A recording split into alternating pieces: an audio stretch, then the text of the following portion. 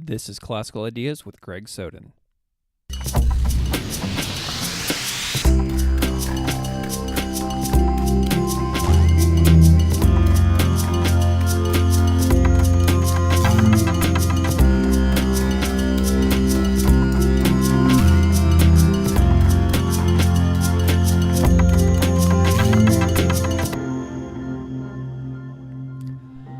Welcome to Classical Ideas. This is Greg Soden. The death penalty is an issue which seems to divide Americans across the spectrum. I find conversations around the death penalty interesting because one of the questions to me is, do we answer violence with violence? Do we answer death with death? Is that who we are? Is that who we want to be? These questions continue to interest me and trouble me all at once. Today's conversation is a deep dive into the issue of capital punishment in American life. My guest today, Griffin Hardy, is the Communications Director for Ministry Against the Death Penalty, or MADP for short. MADP was founded by Sister Helen Prejean, a Catholic nun famous for writing the book Dead Man Walking. The mission statement from sisterhelen.org states, "The Ministry Against the Death Penalty believes in the dignity of all people and fosters creative, reflective, and educational programs that awaken hearts and minds, inspire social change, and strengthen our democracy's commitment to human rights." So today's topic is the death penalty and capital punishment. And without further delay, here's my conversation with Griffin Hardy of Ministry Against the Death Penalty.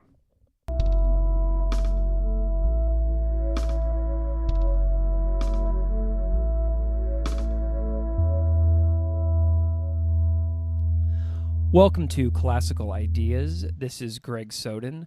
I am pleased today to welcome Griffin Hardy on the show. Griffin is the Communications Director for Ministry Against the Death Penalty. Griffin, thank you so much for coming on the show. Thanks for having me, Greg. So we are going to talk a lot about the death penalty and some current events going on, and also the mission of the organization that you work for, Ministry Against the Death Penalty. And this is an issue that seems easy to take a stand on one way or the other. It seems like it would be so cut and dry as far as deciding. So whenever I was talking about this a little bit at work today, I found that many of my colleagues and people that I spoke to about this were genuinely perplexed on the issue. And just to kind of like state where I'm coming at this conversation from right off the bat, I kind of feel like I'm genuinely anti-death penalty, but I also admit that I've never been like in these types of situations where death penalty convictions are handed out in a court of law. So I'm really looking forward to this conversation today. So could you start off by briefly introducing yourself and the mission of Ministry Against the Death Penalty? Sure. So I'll start with a little bit about Ministry Against the Death Penalty, or we call it MADP for short. MADP was founded by Sister Helen Prejean, who your listeners might know as the author of Dead Man Walking, which was then turned into an Academy Award-winning film starring Susan Sarandon and Sean Penn in the mid-1990s. So MADP springs out of Sister Helen's work. We are primarily a public education group.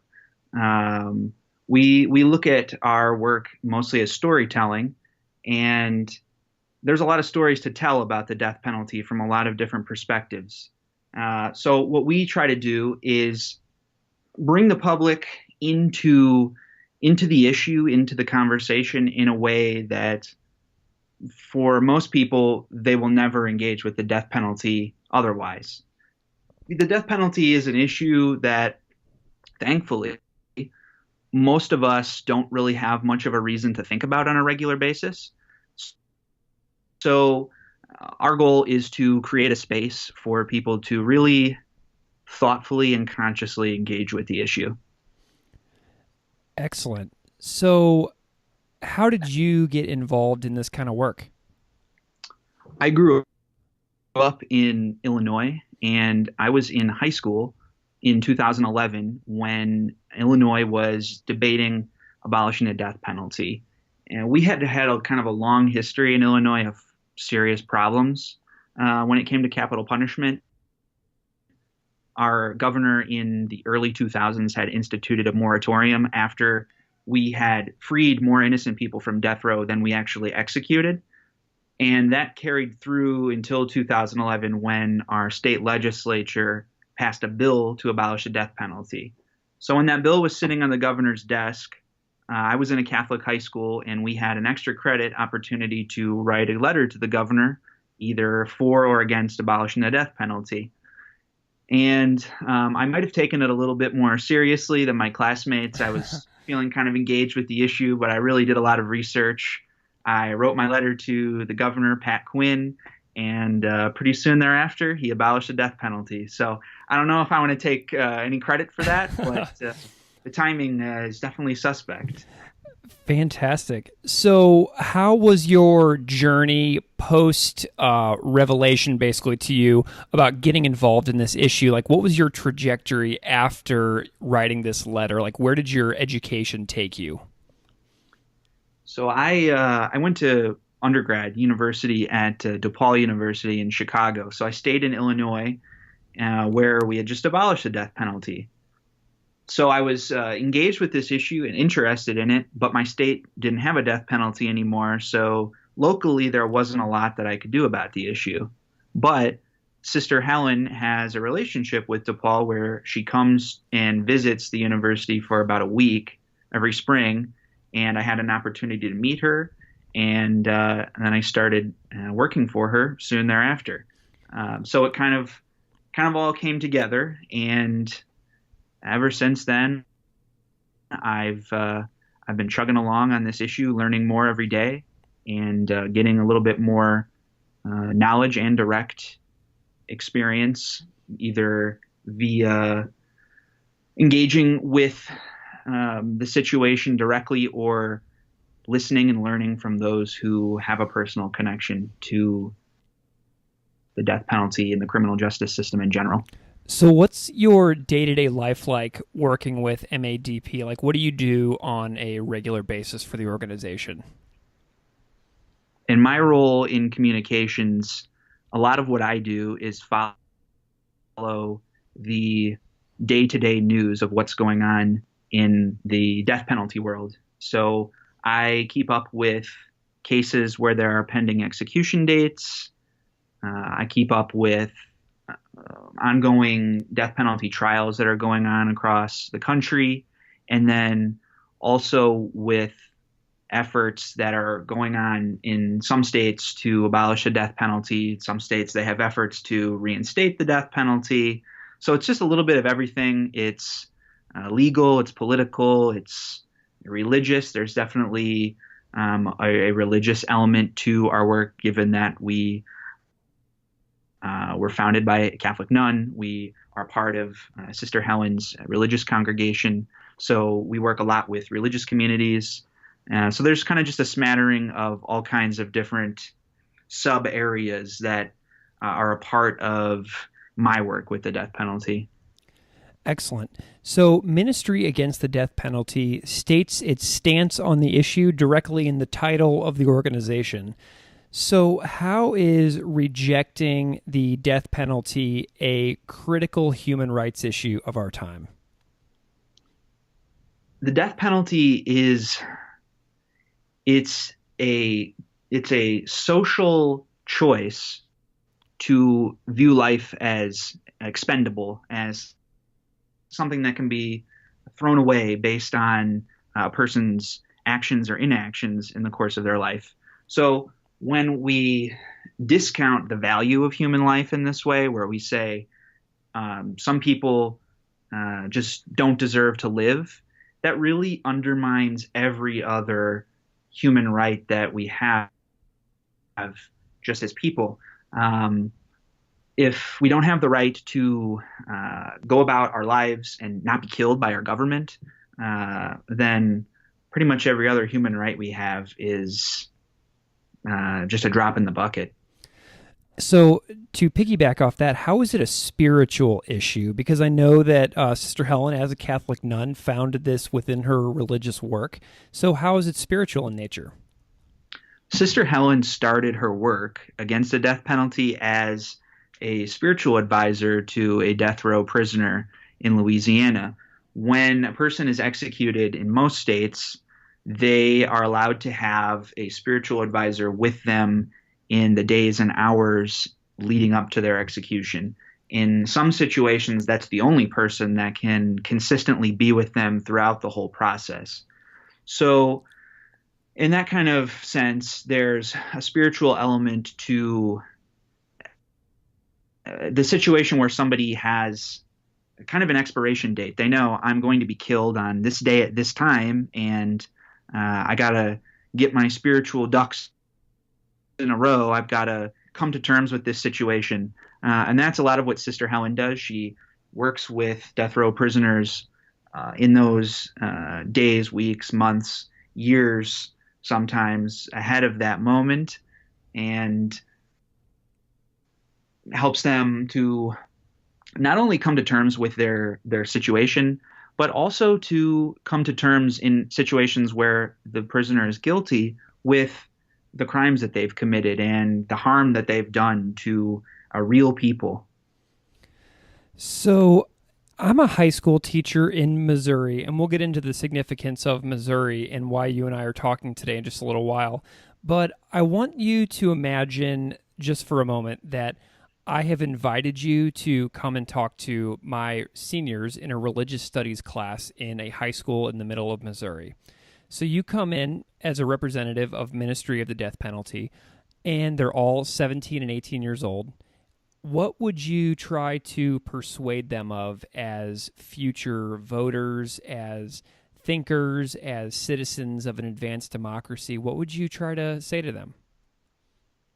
I think the first thing that we can ask really anybody, but especially young people, is to really just take a minute to think about the death penalty and all of the complicated pieces of the puzzle.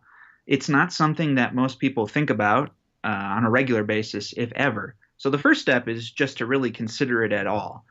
And politically speaking, I always like to tell people that the death penalty is a government public policy. That's what it is. Um, we can kind of couch it in terms of criminal justice and all those things, and those are public policies as well. But at the end of the day, this is a public policy, and we should treat it similarly. If it's not acceptable for governments to fund public policies that aren't working, we should give that same look at the death penalty. And the facts on the death penalty are very clear. It doesn't work. It doesn't achieve the goals that its proponents claim that it's achieving.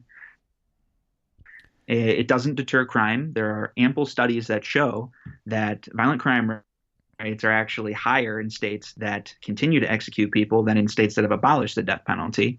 It doesn't reduce costs, which on its face is kind of a troubling argument to make because we're reducing human lives to, is it cheaper to keep someone in prison or kill them?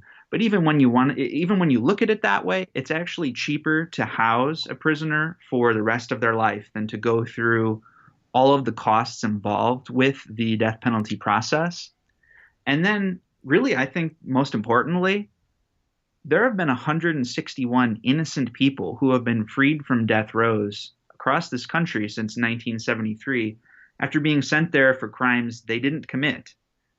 And it's difficult to say definitively, but I feel pretty confident that we've executed at least one, if not several, innocent people over that same period of time who didn't have a chance to prove their innocence before they were executed. And you know, if we had one out of every 10 airplanes crashing, would we want our government to do something about that? Would we want something to change? I would hope yes. And when you look at the numbers of the amount of people who have been executed and the amount of people who have been exonerated and free, it's about 1 in 10. For every 10 executions, one person is exonerated and free from death row. That's not an error rate that I think should be acceptable to anybody. Yeah. So from this political viewpoint and from a practical viewpoint, there's not a whole lot of factual foundation for the death penalty to stand on. Interesting. I think that all of those things would go into the brains of American 17 and 18-year-olds and probably resonate pretty loudly in their minds. So, as a group that has a sort of religious tint to the organization, is there any sorts of like scripture that you would cite as being like the main inspiration for MADP? Or is there any like scripture that people like to use that you've heard that argue for the death penalty? I would say that we are a gospel-based organization. Our ministry and our work is really based in the gospel idea of spreading the good news, holding the powerful accountable, and upholding the dignity of all people, even those who, in the eyes of society, might not be particularly popular. When we talk about particular scriptural verses in the death penalty, I like to call the issue biblical quarterbacking. We have some verses in the Old Testament that would seem to support the death penalty. We have some verses in the New Testament and just the general idea of the shift from kind of a vengeful God in the Old Testament to a more merciful God in the New Testament that would indicate a shift away from supporting the death penalty. The reality is, you can take a biblical verse, and if you want to contort it, you can make it fit whatever preconceived idea you have. So it becomes an issue where we're not looking to Scripture as kind of a guide or a source for how we might shape our lives and look at the world. And it can really easily and toxically become a way of taking scriptural verses and just making them fit what we want them to. So we try to stay away from, Leviticus says this and Mark says that. But in general, I think it's this idea of God is merciful, God is loving, and you can't call executing a person a merciful or loving act. Yeah, and I was looking earlier at some scripture before we were planning to talk, and I kept finding things in like Exodus and Numbers and a little bit in Deuteronomy, a little bit in Acts, a little bit in Romans, and I felt like how easy it would be to pull single lines of quotes and just use them in whatever out of context conversation I may be having at any given moment. And sure, and if you really think about the historical context of the Old Testament, at that time, I don't know that it could be fairly said that there was a safe way to hold violent prisoners away from society and keep society safe. So some might say that the death penalty at that time was justified on the basis of societal safety. That's kind of the position that the Catholic Church has taken over time. And that today, the situation is markedly different. We have maximum security prisons. We have effective means of keeping dangerous individuals separated from society so that they can't harm anybody. We don't need to kill people in order to keep society safe when we have non-lethal alternatives. Excellent. So let's go back to talking about my students for a second. So a question just sprung to mind that I want to explore with you for a second. And that comes to the idea of considering candidates in elections. So all of my students who are now eligible to vote for the first time, thinking about them, what would you encourage them to know about capital punishment when they are considering candidates? Like, what are some hard realities they should know, and what should they be asking candidates in like letters and town halls and things like that? It takes a lot of courage for a political candidate to outright oppose the death penalty. Unfortunately, that's changing slowly, but it's still the case that in a lot of places, it's a real risk to take a strong stand against the death penalty. And that's because it's a very complicated issue, and it's hard to explain a complicated stand on an issue like that in a soundbite. Um, some candidates are working on that. Some are better at it than others. But in terms of capital punishment and candidates running for office, it's important to kind of look beyond the what you see on the face of that position, either for or against the death penalty, and probe at the underlying pieces of that. If a candidate is for the death penalty, why is that? And a lot of the time they'll say it's because we need to have justice for victims and victims' families. But I would push back against that and say, wouldn't it be more sensible to take the millions of dollars that are spent on the death penalty system and devote those toward actual social services, actual restitution, and other means to tangibly help victims and victims' families, rather than offering this empty promise of an execution that may or may not come decades down the road. And even if it does come to pass, unfortunately, those victims' families will still go home to a table with an empty chair. There's nothing that can bring back a deceased loved one. And an execution doesn't do anything to solve that. And it actually just puts another family in that same situation of having a loved one killed in a very violent manner. So it's about probing at the underlying political considerations involved. There's money involved. There's just creating the appearance of being tough on crime without actually doing anything to solve the problem of violent crime. It's like I said earlier, the death penalty isn't a deterrent. It doesn't really make society any safer. It doesn't reduce violent crime. It's just it's almost a political prop to make a candidate appear like they're doing something about violent crime, when in reality, the solution that they're peddling, if anything, doesn't make the situation better and might actually make it worse. So I want to ask a two-part question, and I'm going to ask the cynical one first. So what are some of the least hopeful trends that you notice regarding the death penalty in the United States?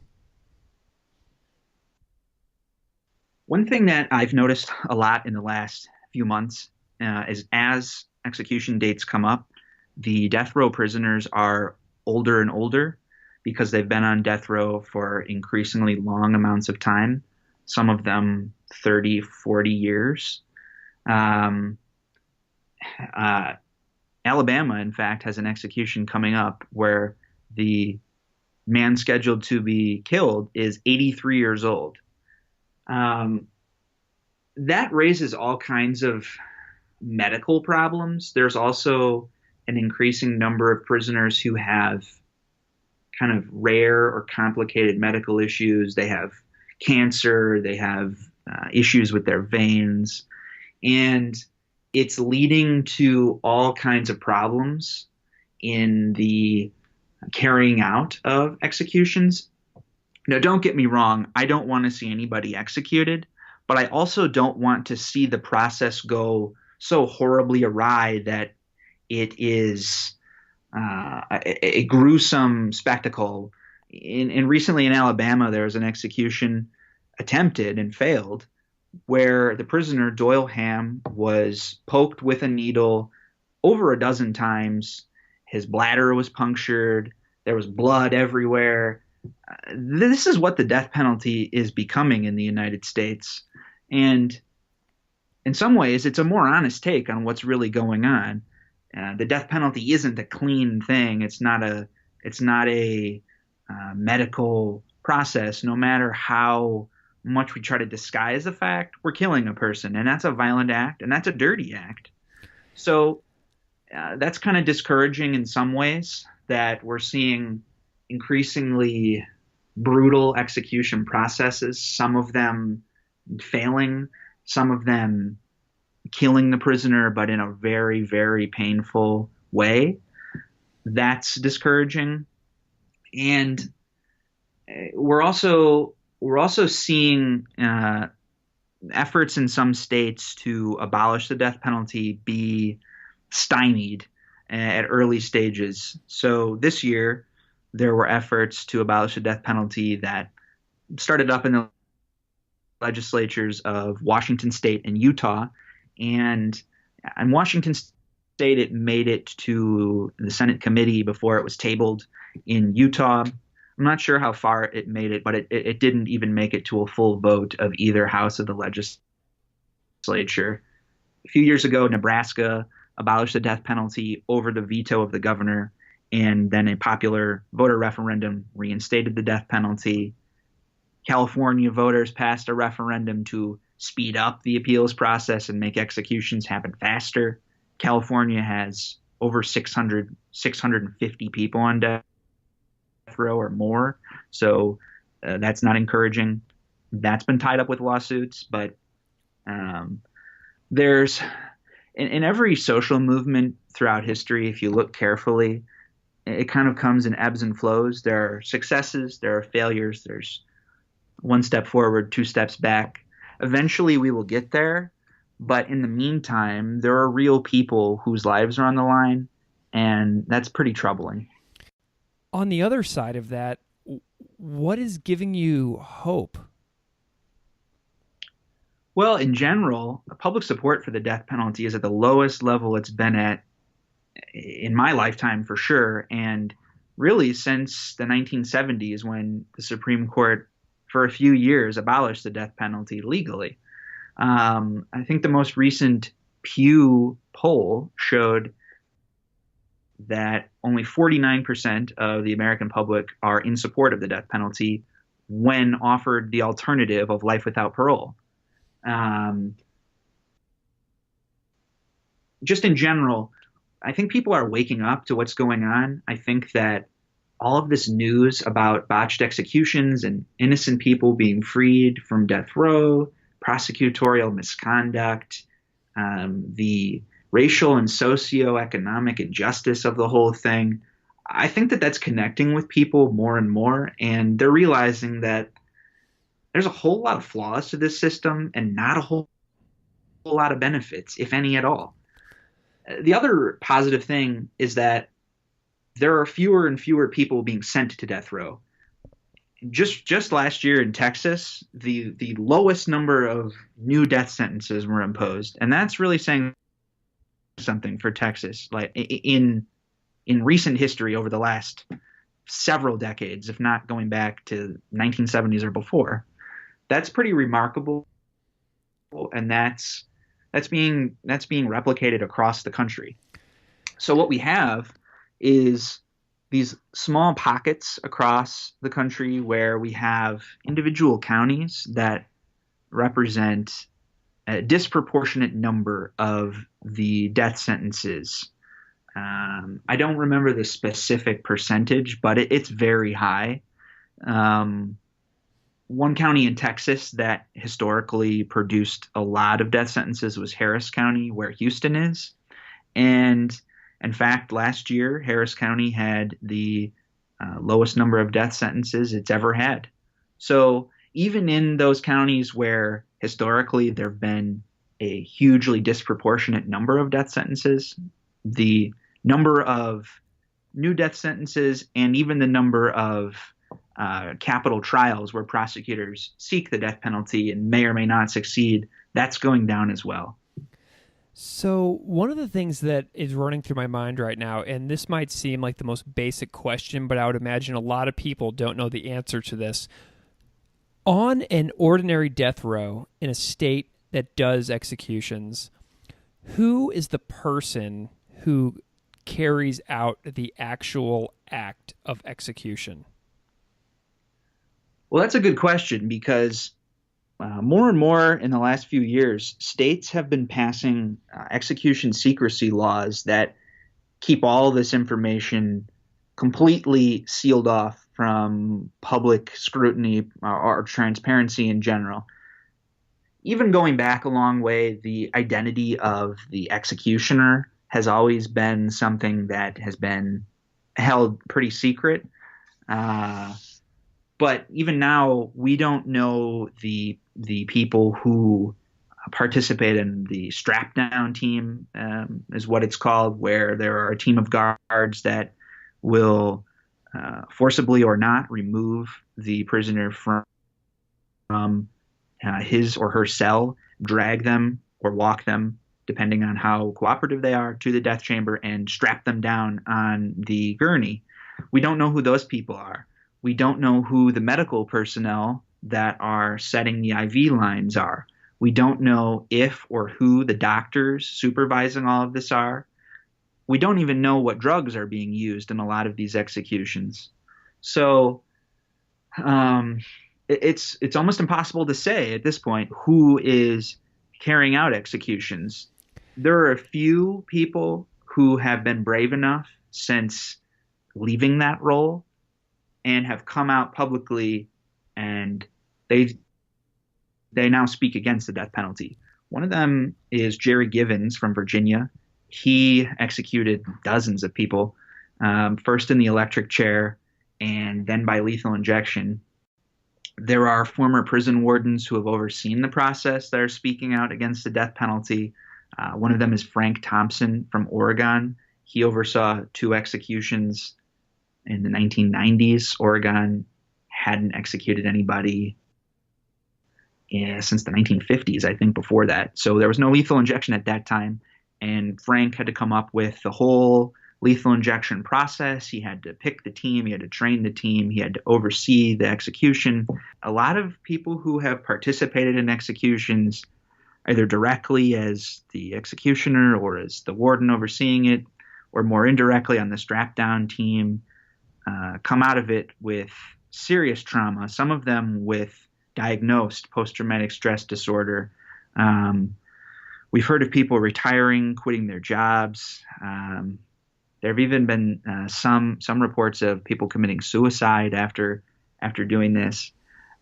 These are innocent people, innocent state workers who are just going about doing their job, and they're being asked to kill a human being. Nobody should be put in that position. So whenever I think about, you mentioned medical personnel who are in these situations, and whenever people go through medical school, they take on something called the Hippocratic Oath that promises to do no harm. Are there doctors who are allowed to be involved in executions? It's not that they're allowed to be involved in executions. It's that there isn't a rigid enforcement mechanism. The American Medical Association has been very clear in its own regulations that doctors, and the American Nurses Association has taken a similar position. Nurses, doctors are not supposed to participate in executions. They're not supposed to have any role other than maybe declaring the time of death and signing the death certificate. But what we've seen somewhat, because of these execution secrecy laws, details are scarce. There are doctors that are participating far beyond that point. A few years ago in Oklahoma, there was a botched execution of Clayton Lockett. This was in April of 2014. And there was a doctor involved there who set an IV line. It was a doctor and a nurse or an EMT working together, and they set the IV line incorrectly. They didn't put it into Clayton Lockett's vein. They put it into his muscle.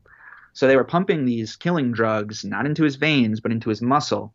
And he was sort of semi-sedated and then woke up and tried to get up off the table.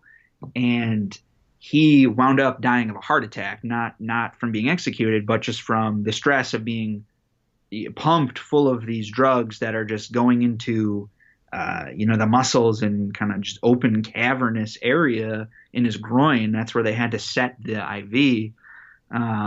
The doctor participated in that, and the official report on it said that the doctor was very upset because his white lab coat got blood on it, so he would have to buy a new lab coat.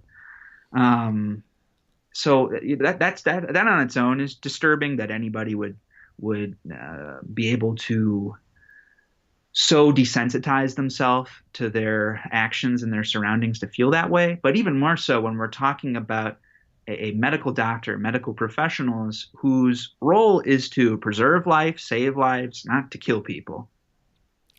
So that is thoroughly upsetting. So let's dive into my state. I live in Missouri. So how is my state unique with regards to capital punishment in the United States? Missouri is very unique in recent death penalty history for a couple of reasons. The first being, in sort of a chronological order, I'll go through it. The first being, starting in around 2014, there were a series of executions scheduled in Missouri, about one a month for a pretty good period of time. I think they wound up getting through 17 of them. So yeah, that's that sounds about right. a year 17. and a half.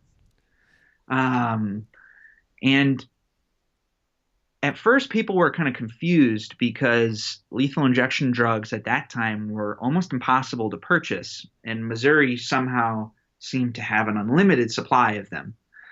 And Missouri, like a lot of other states, has these execution secrecy laws. So the identity of the drug supplier, the method of procuring the drugs, and all of that is kind of cloaked in secrecy. Nobody knew where the drugs were coming from. Nobody knew how they were being produced, where they were purchased, any of that. And to their credit, a lot of journalists and news organizations filed a lawsuit at that time that was fought over the last 4 years, and only recently did the truth about where all these drugs came from come out. And what happened was, Missouri found a compounding pharmacy in Earth City in early 2014 that was willing and wanted to provide drugs for executions. A compounding pharmacy, for those who aren't up on pharmaceutical knowledge, I wasn't before I started doing this work.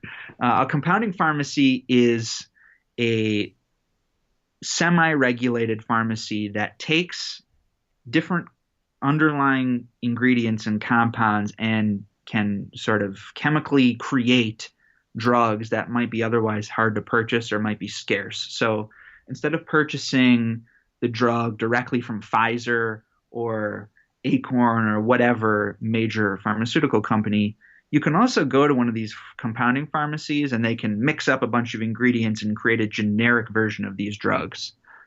So Missouri went to this compounding pharmacy in Earth City, and they bought a stockpile of the drug that Missouri uses for executions, which I believe is pentobarbital. Yep.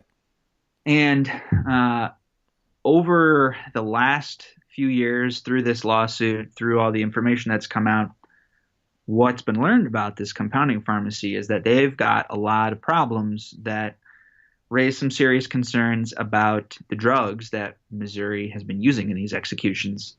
This pharmacy has been cited by the FDA multiple times. I was just reading recently that the FDA went to the pharmacy one time to inspect, and the pharmacy's owner or CEO tried to block the FDA inspectors from entering.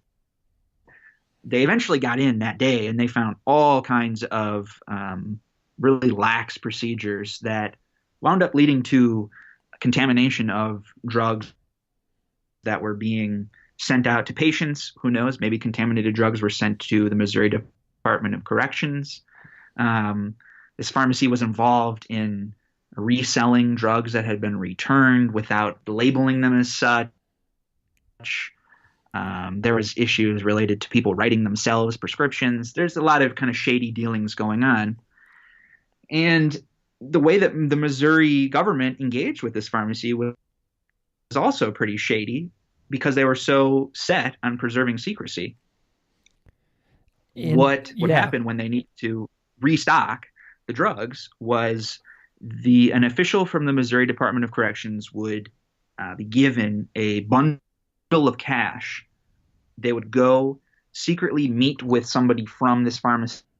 It's unclear whether they met at the pharmacy, they met somewhere else, and what essentially is a drug deal would transpire where the cash was exchanged for the lethal injection drugs, and they'd both go on their separate ways. Um, I mean, that's pretty unique to Missouri. Similar things have happened in other states, but Missouri is, for better or worse, unique in the respect that all of this came out after years and years of litigation, and these high risk drugs, as the FDA calls them, have been used to kill 17 people, and as far as we know, would have been used and can continue to be used in any future executions. I was reading about this as well, and you sent me some really interesting information. And one of the really fascinating things that I read today is that this single pharmacy's involvement in these sales seemed to be almost inclined because of political persuasion, like your political inclinations, not some kind of medical desire to create an effective product. Does that make sense?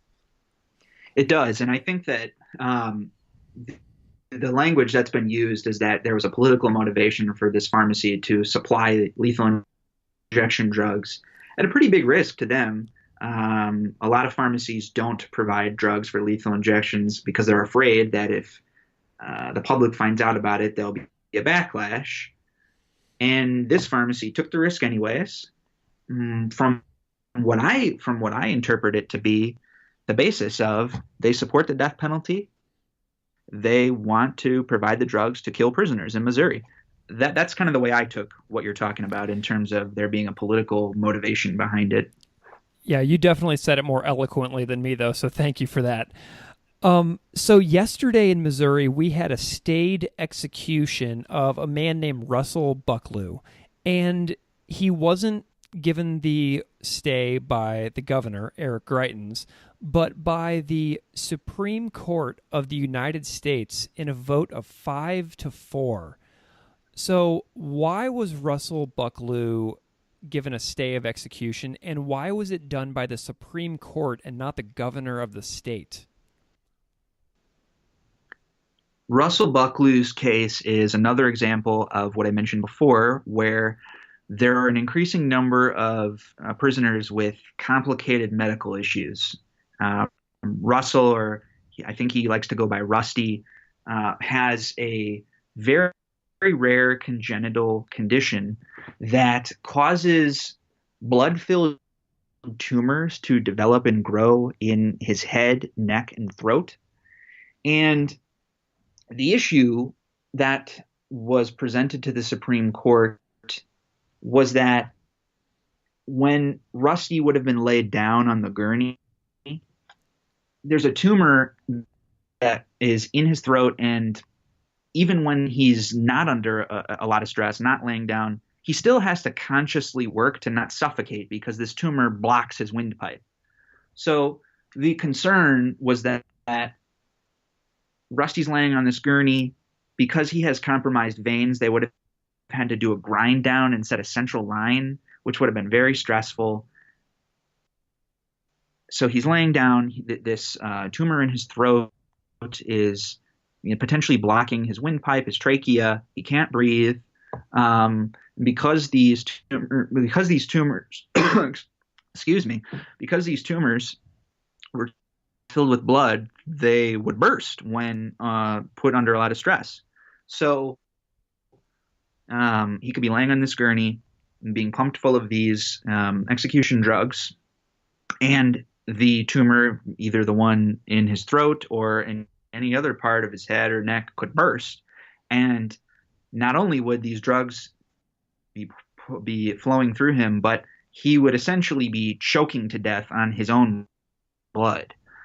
And further complicating things is that um, in some states and in some drugs have the effect of paralyzing a person while they're being executed. So it could be impossible for a prisoner who is struggling, who is choking to death rather than, dying of being poisoned, essentially, to indicate that anything is going wrong. So all of this was presented to both the governor and the Supreme Court. The governor was aware of this for much longer than the Supreme Court. The Supreme Court only considers an issue when it's presented to them legally. The governor considers these issues with every execution when there's a clemency request, and there's a longer time frame for that. And none of this was new information because Rusty had an execution date in 2014 that was also stayed by the Supreme Court for the exact same reason. Maybe this time there was some slightly new information, or maybe his condition had deteriorated a little bit, but it was the same essential issue was involved in 2014. I don't believe that Eric Greitens was the governor then. I believe it was Jay Nixon at that time. Correct. But in any event, none of this was really new information. Nobody should have been surprised by this medical condition. And luckily, the Supreme Court did vote to grant a temporary stay of execution on this 5-4 vote. And the governor, for whatever reason, did not intervene. So where things stand with this temporary stay of execution, the Supreme Court didn't fully consider the underlying appeal that Rusty had filed. They just considered whether or not his execution should have gone ahead yesterday. 5 of them said, no, it shouldn't go ahead. We'd like to fully consider this appeal. And so the execution was stopped. If the Supreme Court decides, you know what, after all, there really isn't much of an issue here, we don't want to hear this case, then Missouri is free to try again a third time. So I keep thinking about this country that we live in, the United States of America, and I can't help but wonder how we compare to other advanced democracies in the world with regards to our death penalty usage. Do you know how we compare to other nations in the world? The United States is pretty much alone in terms of developed, so-called westernized countries in terms of the death penalty. There are maybe a few that still execute people, but the United States is really an outlier. We're in the company of countries like North Korea, China, Iran, Saudi Arabia, and other countries that in any other context, I think most people would not want to be in lockstep with on human rights issues. But here we are, kind of right in line with these other countries on this particular issue. It's troubling because the United States is often viewed as kind of a human rights beacon or a human rights leader. And on some issues, sure, but on the death penalty, definitely not. We're behind the curve big time on the death penalty.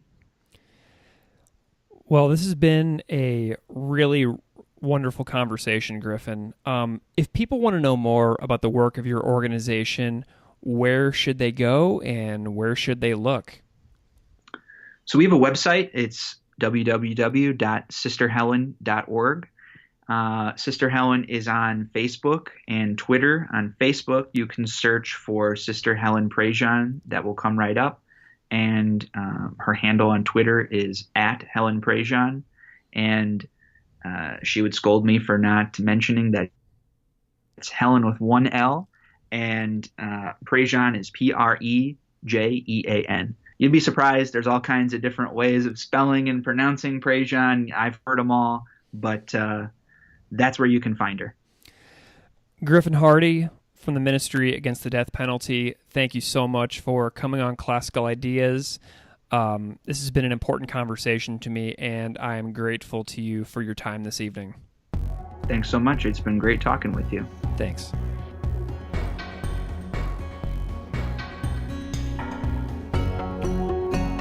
Classical Ideas is produced by me, Greg Soden. Music on Classical Ideas is performed and composed by Derek Strybing. You can find his music at www.wearewarmmusic.com. If you would like to support this show, please subscribe or leaving a rating in iTunes, Stitcher, iHeartRadio, or anywhere you get your podcasts. Thanks for listening.